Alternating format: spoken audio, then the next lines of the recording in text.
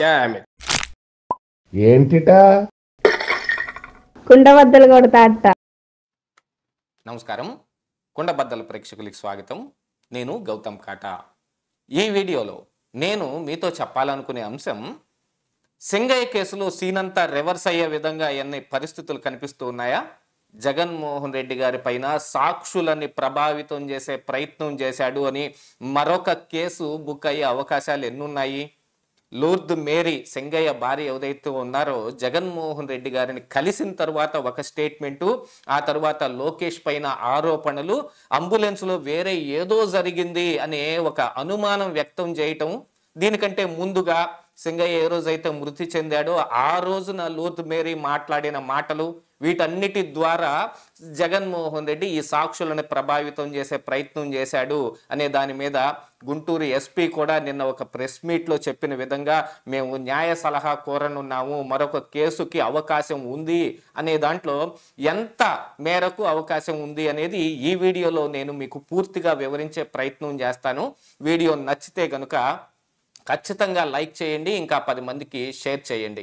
అలాగనే మన కుండబద్దల ఛానల్ని ఇంకా చాలామంది సబ్స్క్రైబ్ చేసుకోకపోయినా చూస్తూనే ఉన్నారు. వాళ్ళందరికీ నా ధన్యవాదాలు. అయినప్పటికీ కూడా నేను కోరుకునేది ఏమిటి అంటే, మన ఛానల్ని సబ్స్క్రైబ్ చేసుకుని బెల్ సింబల్ని కూడా యాక్టివేట్ చేసుకున్నారంటే నోటిఫికేషన్ల ద్వారా నా వీడియోలు చాలా త్వరగా మిమ్మల్ని చేరే అవకాశం ఉంటుంది. కాబట్టి ప్లీజ్ సబ్స్క్రైబ్ అవర్ కుండబద్దల ఛానల్. ఇక జగన్మోహన్ రెడ్డి గారిని నిన్న బాధిత కుటుంబాలు 2 కలిశాయి. అందులో సింగయ్య భార్య అయిన లూర్ద్ మేరీ కావచ్చు, మరొక వ్యక్తి ఈ రెంటపాళ్లలో ఈ ఒత్తిడి మధ్యలో చనిపోయిన ఆ వ్యక్తి తాలూకు కుటుంబం కూడా కలవటం జరిగింది. మరి కోర్టులో కేసు నడుస్తున్న సమయంలో సాక్షులని ఈ రకంగా కలవటం కానీ, వాళ్ళకి ఆర్థిక సహాయం చేయడానికి మరి వీళ్ళు కూడా ఉపక్రమించటం కానీ, దీని వెనక ఏ రకమైన ప్రభావం చూపే అవకాశం ఉంది? ఆల్రెడీ జగన్మోహన్ రెడ్డి గారు అయితే ఈ కేసుని క్వాష్ చేయాలి అనేవి హైకోర్టుకు వెళ్ళారు. ఆడ పరిస్థితులు కూడా దరిదాపుగా అలాగనే కనిపిస్తూ ఉన్నాయి. అవసరం లేని చట్టాలని, అన్ని సెక్షన్లన్నింటినీ పెట్టారనో, లేకపోతే ఇందులో జగన్మోహన్ రెడ్డికి ఏం సంబంధం అనో మరి హైకోర్టు జడ్జి గారు కూడా వ్యాఖ్యానించిన దాని మీదట ఏజీ మరి కోరుకున్న దాని ప్రకారంగా 2 వారాల సమయం అడిగాడు. కాబట్టి సమయం ఇచ్చి ఆ 2 వారాల్లో మరి వీళ్ళు ఏమి ఆధారాలు సమర్పిస్తారో దాని ప్రకారంగా తుది తీర్పు ఉండే అవకాశం ఉంది. దాదాపుగా ఇందులో జగన్మోహన్ రెడ్డి గారికి రిలీఫే లభించే విధంగా కేసంతా తిరుగుతోంది అని నిన్నటి వరకు అందరూ అనుకుంటుంటే, నిన్న ఈ బాధిత కుటుంబాలు కలిసిన దగ్గర నుంచి సీను మరొక రకంగా కనపడుతోంది. కోర్టులో కేసు ఉన్న సమయంలో ఈయనకి నిజంగానే సహాయం చేయాలనే ఒక బలమైన ఉద్దేశం ఉన్న 2 రోజుల పాటు సింగయ్య మృతి చెందిన తరువాత ఏఐ వీడియో అని చెప్పబడుతున్న ఆ వీడియో ఏదో బయటకు వచ్చే వరకు జగన్మోహన్ రెడ్డి గారు వాహనం కిందనే సింగయ్య పడ్డాడనే దాన్ని ఎవరు అడ్మిట్ చేయలేదు. ఆ వీడియో వచ్చిన తర్వాత కూడా అది ఏఐ వీడియో అని వాళ్ళు వాదిస్తూ వచ్చారు.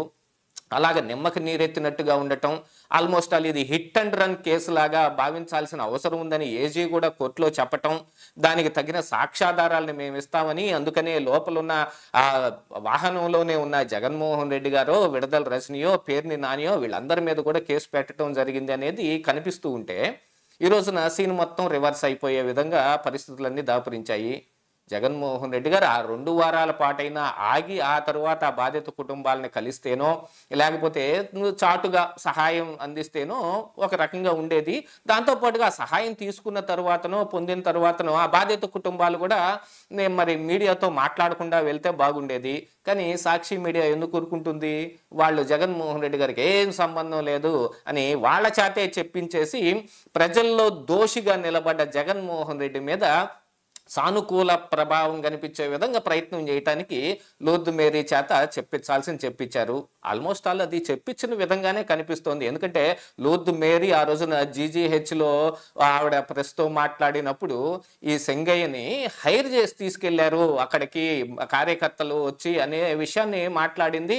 మాకు ఫోన్ చేసిన దాని మీదట మేము ఇక్కడికి వచ్చామనే విషయాన్ని కూడా చెబుతుంటే, ఇప్పుడు అంబులెన్స్లో ఏదో జరిగింది, ఆయనకి చిన్నగా చేతుల మీద గీరుకొని పోయిందే తప్ప అలాంటిది ఏమీ లేదని చెబుతున్నా. మరి ఏ వీడియో అని ఏదైతే చెబుతున్నారో ఆ వీడియోలో ఆల్మోస్ట్ ఆయన బాడీని అంటే ఈ సింగయ్య ఆ కారు కింద పడినప్పుడు తలకాయ వరకు బయటకు కనపడుతూ మిగతా బాడీ అంతా లోపలికుంది.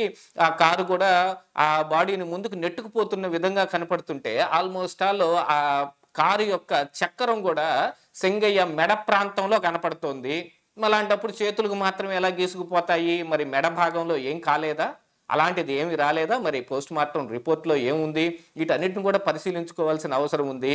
ఆ తరువాత బా ఆయన్ని మెడికల్ ఎయిడ్ కోసం ఆటోలో తీసుకెళ్లే ప్రయత్నం చేశారు. దాన్ని పోలీసులు ఆపారనే ఆరోపణ కూడా ఉంటే ఆటోలో తీసుకెళ్ళటానికి వీల్లేదు. అంబులెన్స్ కోసం మాత్రమే వెయిట్ చేయాలి. అది రూలు. దాన్ని అంబులెన్స్‌లో తీసుకెళ్తే అంబులెన్స్‌లో ఏదో చేశారు. తర్వాత లోకేష్ మనుషులొచ్చి మమ్మల్ని కలిసి ఒక 50 మంది మేము కూడా మీ కులానికి చెందిన వాళ్ళమే అని వాళ్ళు మమ్మల్ని ఏదో ఒత్తిడి చేసే ప్రయత్నం చేశారని ఈరోజు ఆరోపణ చేస్తుంటే సంఘటన జరిగిన దగ్గర నుంచి నిన్నటి వరకు స్తబ్దుగా ఉన్న ఈ లూర్దు మేరీ ఈ రోజున ఇలాంటి లోకేష్ మీద ఆరోపణలు చేస్తే దాన్ని కూడా ఖచ్చితంగా ప్రభావితం చేసే ప్రయత్నాలు జరిగాయి అనే దాని కింద ఎవిడెన్స్ కింద చూపించే అవకాశం ఉంది. మరి ఇవన్నీ చూసిన తర్వాత కూడా జడ్జి గారు ఈ కేసును క్వాష్ చేస్తారా? లేకపోతే ఒకవేళ క్వాష్ చేస్తే ఇది సుప్రీంకోర్టుకు వెళ్తే ఏమవుతుంది? లేకపోతే ఇందులో మరి ఇప్పటి వరకు ఏం చర్యలు తీసుకోవద్దని చెప్పిన విచారణకు ఆదేశించే అవకాశాలు ఉన్నాయా? ఇది అనేక రకాలైన కొత్త పాయింట్లన్నీ ఈ కేసులో కనపడుతూ ఉంటే జగన్మోహన్ రెడ్డి గారు చేజేతుల వాళ్ళని కలిసి తన కేసును తానే తన వైపుకు వచ్చేదాన్ని దూరంగా నెట్టే ప్రయత్నం చేశాడేమో అని రాజకీయ విశ్లేషకులు చాలా మంది అభిప్రాయపడుతూ ఉన్నారు. ఇదే ఈరోజు కుండబద్దలు.